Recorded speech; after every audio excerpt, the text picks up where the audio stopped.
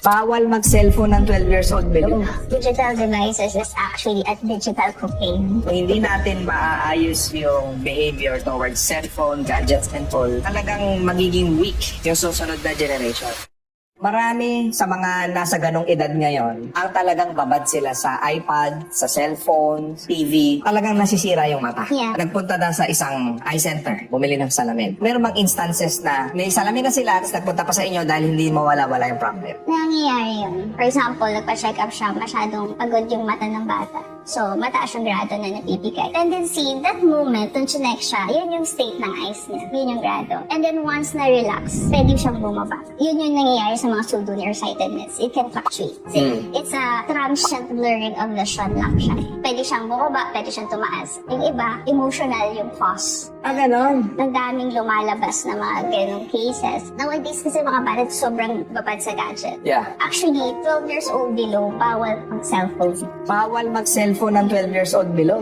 Why? Yung frequency ng cellphone is almost the same with the frequency of the microwave. Actually, yung 5G, mas mataas pa sa frequency ng microwave. Nababago niya yung brain development ng mga bata. If you will ask parents nowadays, do they buy baby mobile? Doon na sa taas ng tier. Most of them, hindi na sila bumibili. Mga baby rattle, baby toys. Once natuto ang bata na mag-grasp, ang una ng pinapagamit ay cellphone. You can notice the behavior of children nowadays are different. Pag tinanggal mo yung gadget, they have this aggression because you can research digital devices is actually a digital cocaine. That's why nagbabago yung behavior nila. 3 months old, 5 months old, you let them watch cellphone holding it. Ang frequency niya parang microwave, di ba? So, parang niluluto mo slowly yung brain ng bata. Though hindi lang siya kasing intense ng microwave because you're in an open space, unlike microwave na enclosed. That's why it can produce that Heat. heat.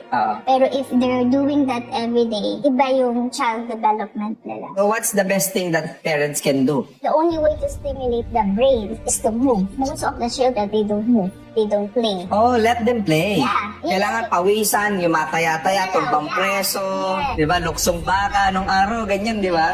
If you want to stimulate your left brain, you have to move your right. Opposite kasi lagi yung function ng brain natin sa body natin. So yung fine motor skills, pag ginagalaw mo yung kamay mo, may stimulate mo din yung brain, yung eye-hand coordination. So yung baby mobile, why is it important? Pag nakita mo yung bata sumusunod, you know there's a brain stimulation kasi nagpa-follow siya eh. Pag nag-reach out siya sa toy, dun sa baby mobile, alam mo na, there's something stimulating. Yeah, usually kasi mga parents ngayon, mas madali kasi mag-play ng Cocomelon eh. Kung hindi natin maaayos yung behavior towards cellphone, gadgets, and all, talagang magiging weak